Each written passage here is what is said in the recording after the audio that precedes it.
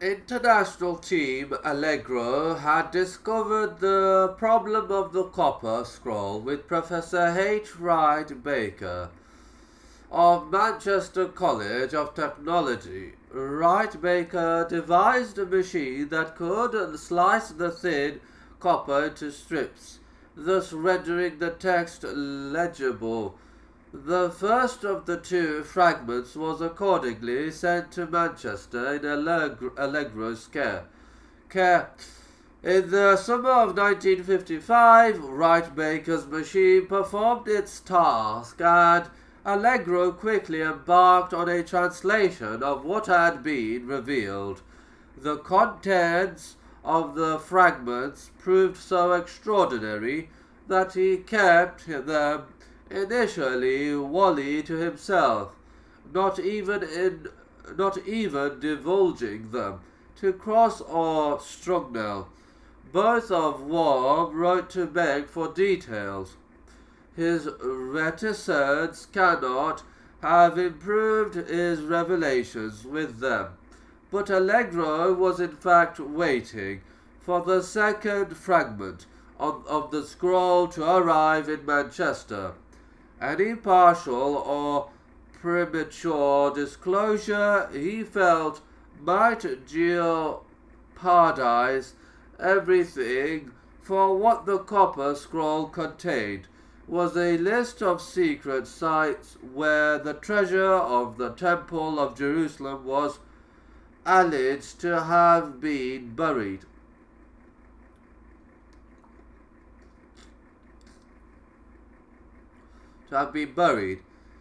The second fragment was received in Manchester in January 1956.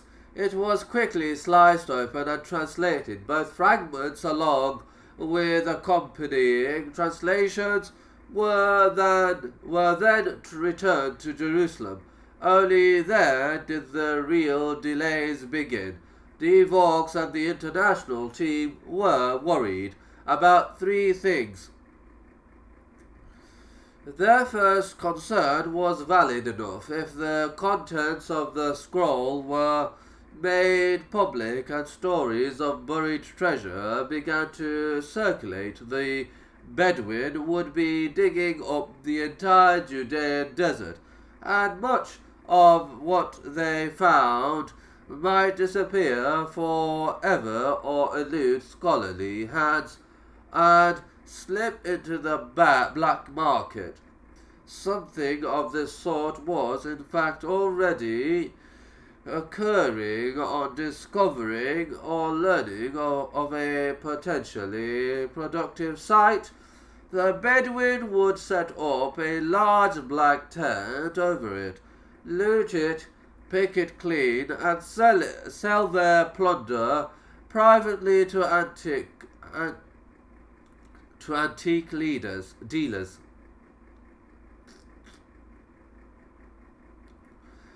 De Vaux and the international team were also worried that the treasure inventoried in the copper scroll might actually exist, might be a real treasure rather than an imaginary one. If it were indeed real, it would inevitably attract the attention of the Israeli government, who would almost certainly lay claim to it. Not only might this remove it from the authority of the international team, it might also trigger a major political crisis. For while Israel's claim might be legitimate enough, much of the treasure and the scroll specifying its location would have been found in Jordanian territory. If the treasure were real, moreover, there were theological grounds for concern. De Vaux and the international team had been intent on depicting the Qumran community as an isolated enclave having no connection with public events, political developments, or the